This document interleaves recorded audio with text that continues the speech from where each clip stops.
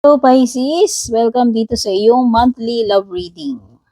So, ito yung love reading mo for February. Singles, taken man in a relationship or no contact. Sun, Moon, Rising, Venus, Pisces, or Cross Watchers. Lahat ng gender ay welcome dito. Maraming salamat sa time mo Pisces para manood ng reading ko. Etong reading na to ay timeless kahit lumipas yung month na nakalagay sa title. Lahat ng reading ko rito ay timeless. Bago ka man dito or matagal na, maraming salamat sa oras mo, pagsuporta, pagsubaybay. Maraming salamat sa lahat ng nag-like, follow, subscribe. Mga nag-join ng membership subscription, mga nag-iiwan ng like, heart, comment, nag-share ng mga readings natin. Yung mga nagpapadala ng stars, at yung mga nag-avail ng private reading, lalo na yung mga matagal na nating suki ng private reading, ilang taon na. Okay? Thank you. Kunin lang kung ano yung nagre-resonate sa inyo, general reading only. Pwede ngang mahuhugot ng card sa energy mo or energy ng person na kakonect mo. Kung hindi nagre-resonate, pwedeng hindi para sa'yo yung reading. So, unahin na natin yung mga singles. Singles na Pisces. Ay, ang ganda. May glow up.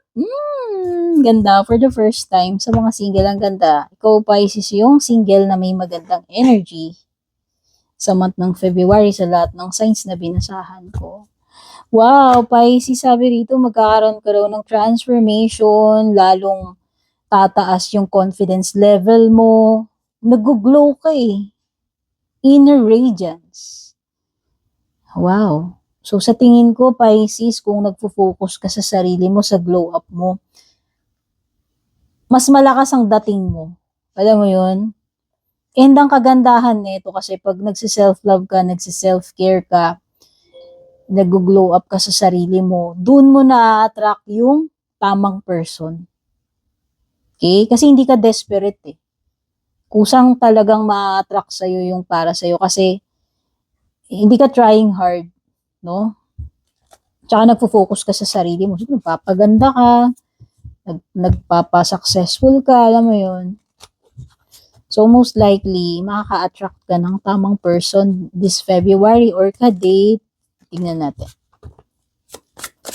Yung mga single na Pisces, ang ganda naman.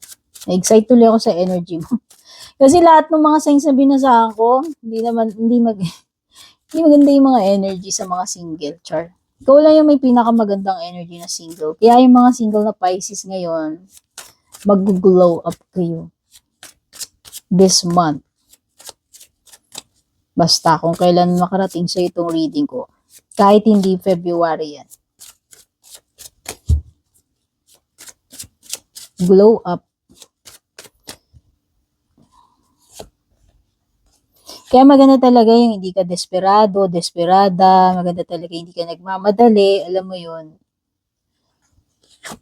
Kasi ma-attract mo talaga yung tamang person. Okay.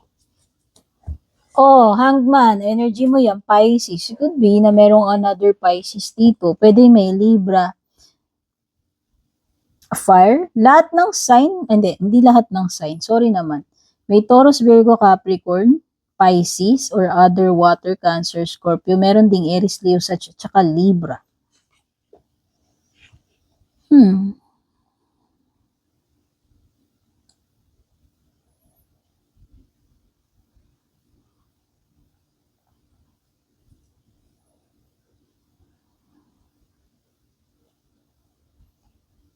Uy, Pisces. It could be na alam mo yun, matatapos na yung period ng pagiging single mo. Baka February may ma-meet ka na. Baka meron ng magsimulang connection dito or baka magsimula yung attraction, no? It could be Pisces, Libra, Fire, or ibang water or earth na maaaring dumaan sa, ibig sabihin, maka-encounter mo or ma-meet mo.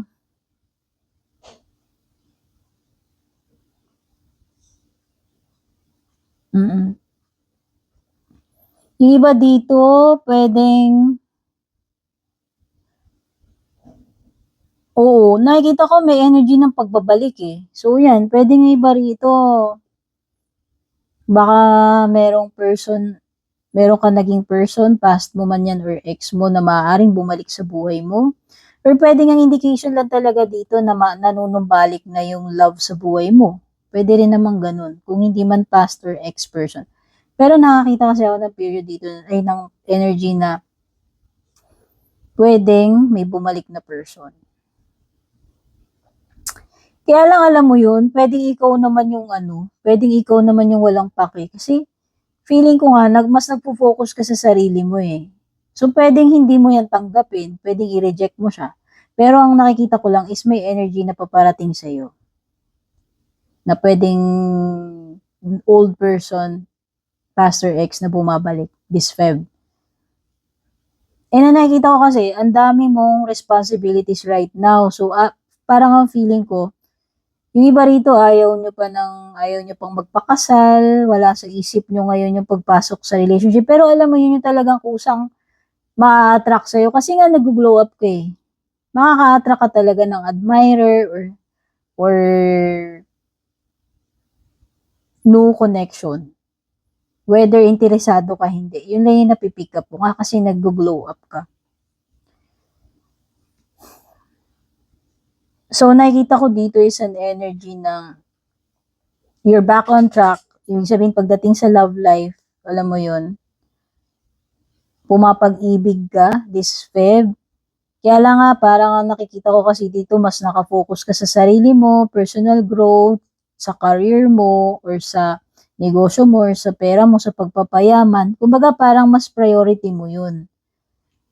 Kasi nakikita ko parang ang dami mong responsibilities. Ayaw mo munang magkaroon ng mga complicated setup like love life.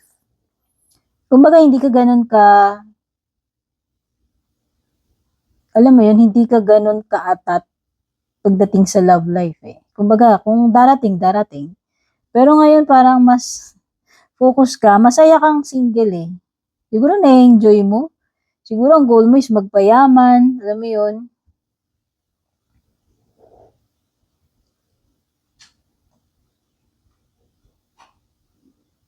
Okay, kung meron man darating sa tingin ko, pag-iisipan mo muna yan. Pag-iisipan mo muna na mabuti. And justice card is making a decision. Actually, pwede nga i-reject mo yan. Oo. Para kasi sa'yo, ayan, hindi ka pa ready to settle down or ayaw mo munang mag-asawa or feeling mo hindi mo pa natupad lahat ng pangarap mo or goals mo para sa career mo, sa sarili mo, or sa financial stability mo and ng pamilya mo. So, tingin ko yun yung top priority mo. Pero meron ako lang na feel na energy na darating na person. Okay? Next, yung mga taken in a relationship or baka may asawa na ng mga Pisces.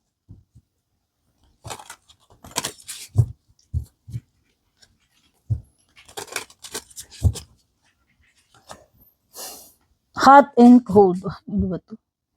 Oh, parang nakaka-sense ako dito ng unstable yung energy nyo ngayon netong person mo. Karelasyon mo, kalibin mo, asawa mo.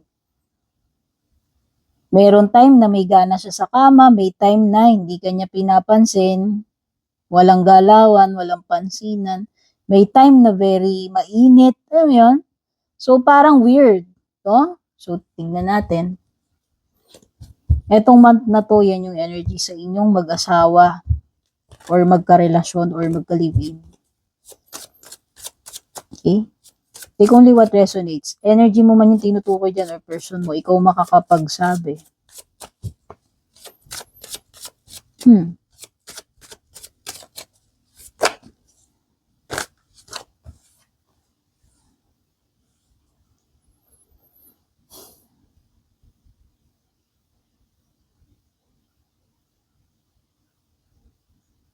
Alam mo yun, minsan romantic siya.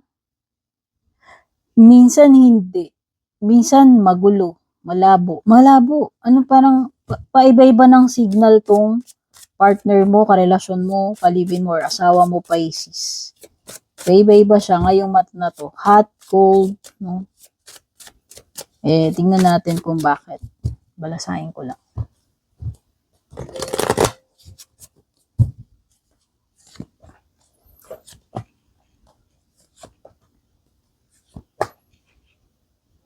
Nako, okay. So, nako-confuse ka, no? Pwede kasing energy mo to sa 8 of Cups. Kasi nga ganyan hot and cold yung person mo. Pero mahal ka niya, Pisces. Nakikita ko rito. Yung mga taken na Pisces in a relationship, mahal ka nitong person mo. Na nakikita ko is, i-continue niya tong relationship ninyo Wala naman ako nakikita rito na magba-back out siya. So, kung hindi po yan, whether married na kayo or hindi pa, nakikita ko naman na meron siyang may mga vision siya, may mga plano siya, may mga goals siya para sa inyo. Kasi upright ang Queen of Cups, ibig sabihin special ka naman sa kanya, may feeling siya, may love. Willing siya na to go further, mag-go further itong relationship ninyo, mag-grow. O gusto ka nga niyang rin anakan, magkaanak kayo or magpakasal kayo, magsama kayo kung hindi pa kayo nagpapakasal. Kaya lang meron kasing something na nagpapagulo sa isip niya May distractions. So itong distractions na to, hindi naman ibig sabihin to may kabit siya agad or person kagad to. Kasi pag sinabi nating mga pampagulo, pwedeng may mga sagabal, distractions, pwedeng ibang bagay yun. Hindi lang naman tao or kabit, no? Merong mga nagpapagulo sa isip niya. Siguro marami siyang gustong gawin. O baka hindi, itong reading na to, pwedeng particular to sa mga magjojowa pero hindi pa nagsasama or nagpapakasal. Feeling ko lang. More on sa mga magjojowa in a relationship. Kasi merong mga distractions to Parang ang dami kasing may mga pangarap tong person mo, may mga gusto siyang ma-accomplish sa buhay. Minsan nalilito siya kung ano ba talaga ipaprioritize niya, yun lang. Yun yung napipil ko sa kanya. Sige, clarify natin yung 7 of Cups. Pero special ka, may feelings to. Nakikita ko. Mukhang wala naman ako nakikita na niloloko ka niya.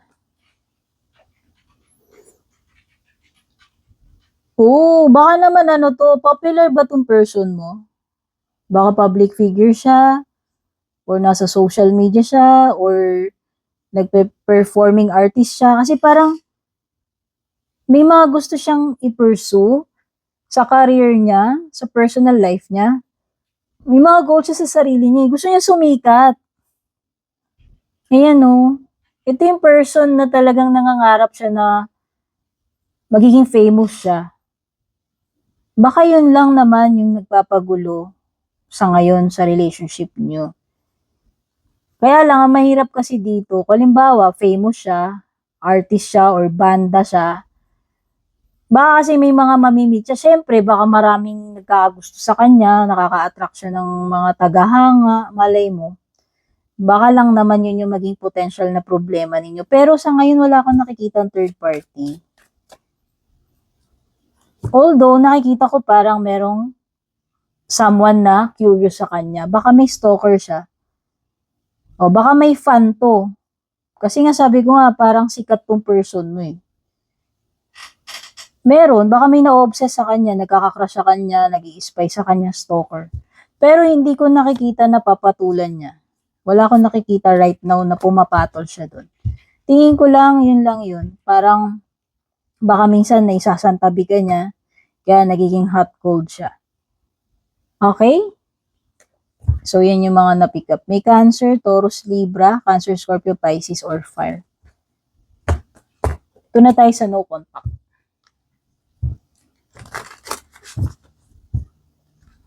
Mga Pisces na nasa no contact situation.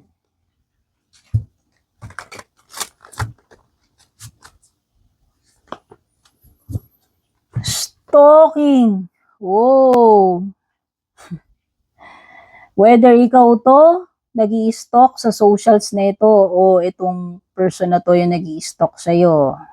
Watching, lurking, secretly obsessed. Pwedeng meron kayong connection talaga pero pwedeng wala. Kasi nakakasense ako ng stalker energy. May label man kayo o wala, ini-stalk ka or ini-stalk mo siya. Obsessed. Binabantayan lahat, yung socials mo.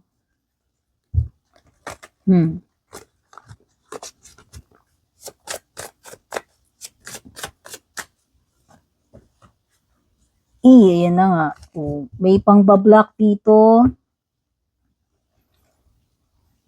Abandonment, disconnection. Okay. Pwede kasi naman na nag-start yung obsession na yan mula nung kinut off binlock. Basta nagkaroon dito ng pagka-cut off, pagbablock, or magkakaroon pa lang kung mangyayari pa lamang to this month. Ito yung mga energies this month. So, nakikita ko talaga may pagka-cut off, ghosting, blocking. Tapos yung isa, lalo tuloy mapapraning. Lalong mau-obsess.